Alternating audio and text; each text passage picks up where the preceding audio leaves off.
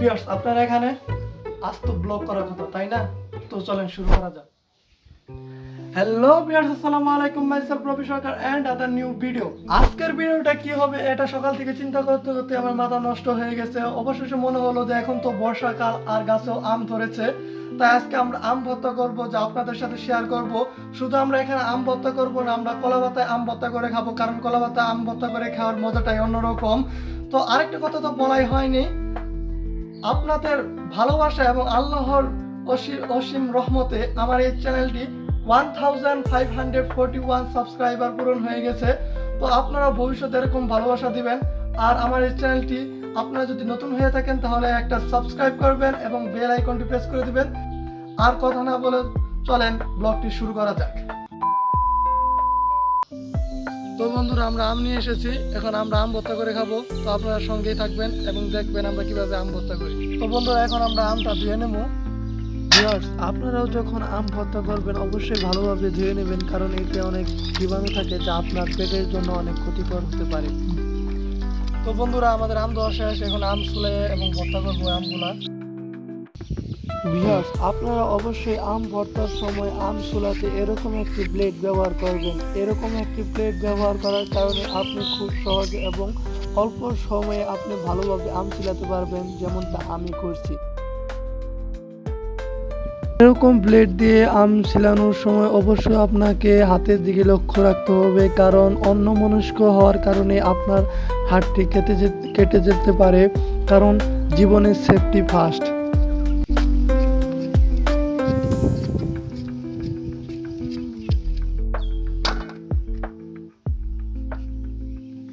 তো আমাদের আম ছুলানো শেষ, এখন আম ভর্তা করব। তো দেখতে থাকেন।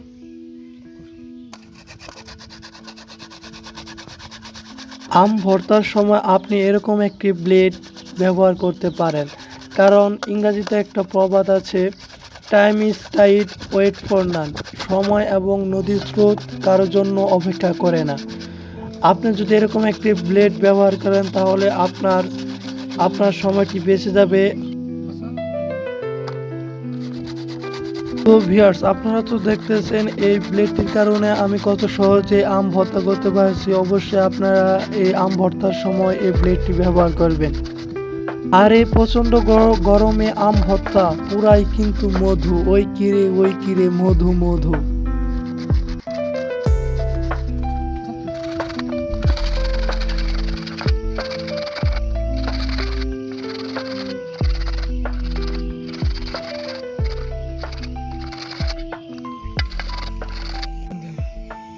তো ভিউয়ার্স, আমাদের আম শিরশির করে কেটে ফেলা হয়েছে, এখন আমরা আম ভর্তা করব। দেখতে থাকেন ভিডিওটি। এখন আমরা এই ভর্তাটি স্বাদ করার জন্য আমরা একটা লেবু এবং 3টা কাঁচামরিচ দিব। এই প্রচন্ড গরমে শরীরকে আরামদায়ক করার জন্য অবশ্যই আপনারা আম ভর্তার সাথে লেবু ব্যবহার করবেন, এতে আপনার শরীরটা এই গরমের মধ্যে ঠান্ডা থাকবে। আর এই লেবুর মধ্যে রয়েছে অনেক পুষ্টি যা আপনার শরীরকে ঠান্ডা রাখবে। এই প্রচন্ড গরমে যারা কাজ করেন সারাদিন, তারা অবশ্যই বিকেলে স্যালাইনের সাথে লেবু চিপে খাবেন। এই লেবুর পানি খাওয়ার কারণে আপনার রাতে ঘুম হবে এবং তারপরের দিন কাজ করতে শক্তি পাবেন। তো ভিউয়ার্স, আমরা এখন কাঁচামরিচ দিয়ে দিব। আম ভর্তায় যদি ঝাল না হয় তাহলে আম ভর্তা খেয়ে কোনো মজা হয় না। এর জন্য তো আমি 3টি মরিচ দিয়েছি আম ভর্তায়, আপনারা আপনাদের পরিমাণ মতো দিবেন। আমাদের কাঁচামরিচ দেওয়া শেষ হয়েছে, এখন আমরা লবণ দিয়ে দিব। তো ভিউয়ার্স, আমাদের লবণ, লেবু আর কাঁচামরিচ দেওয়া শেষ, এখন আমরা এটাকে মেখে নেব।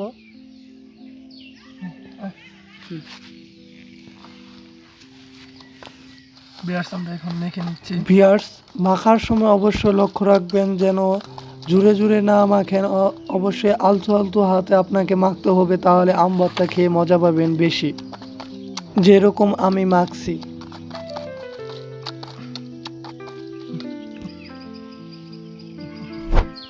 তো বন্ধুরা, আমাদের লেবু দিয়ে কাঁচামরিচ দিয়ে আমের আচার শেষ হয়েছে। এই গরমে আমের আচার আপনারা যদি খান তাহলে আপনাদের শরীরটা ঠান্ডা হবে।